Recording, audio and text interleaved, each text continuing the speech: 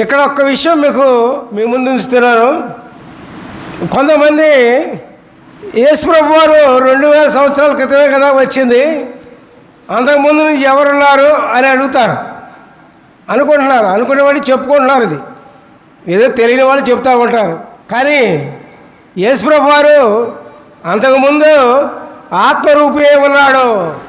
లోకమంతా ఆత్మ ఆవరించి ఉంది, దేవుని ఆత్మరూపుగానే అబ్రాహామును పిలిచాడు, ఆత్మరూపుగానే మోషేను నడిపించారు, ఆత్మరూపిగానే సమస్త సృష్టి కూడా కలుగు చేశారు. పిల్లారా, ఆ ఆత్మే ఒక శరీరాన్ని ధరించుకొని ఈ లోకానికి వచ్చి మనకు మార్గం చూపించి మనం ఏ విధంగా నడవాలి, ఏ విధంగా మాట్లాడాలి, ఏ విధంగా జీవించాలో మనకు నేర్పి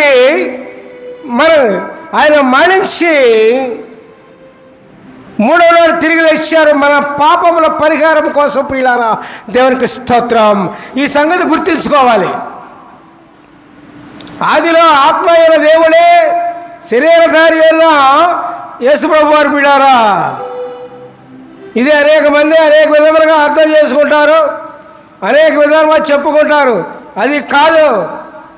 ఆది యందు ఉన్న దేవుడే, ఆకాశాన్ని భూమిని నిర్మించిన దేవుడే, భూలోకానికి శరీరధారి వచ్చిన దేవుడు. ప్రియులారా, గ్రహిస్తారా? నమ్ముతారా? ఏం చేతులు ఎత్తమని ఎత్తున్నారు. స్థిరం కావాలనేదేమో ఓహో ఎత్తేసారు, రెండు చేతులు ఎత్తారు. ఒక చేయి కాదు, 2 చేతులు ఎత్తారు. గ్రహించారంటే ఏం గ్రహించారు చెప్పండి నాకు? ఏం గ్రహించారు? ఆకాశాన్ని భూమిని నిర్మించిన ఆది యందు కలిగిన దేవుడే, ఆత్మ అయిన దేవుడే శరీరధారి అయి యేసు ప్రభువు ఈ లోకానికి మనకు మార్గం చూపించడానికి వచ్చారు. దేవునికి స్తోత్రం. నమ్ముతారా?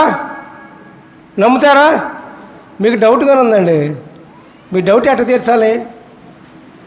ఏం చేయాలి? దేవునికి స్తోత్రం చేయండి.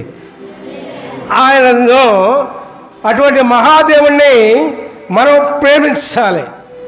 ఎట్లాగా? పూర్ణ ఆత్మతోనూ, పూర్ణ శక్తితోనూ, పూర్ణ వివేకముతోనూ దేవుడైన యెహోవాను ప్రేమించాలి.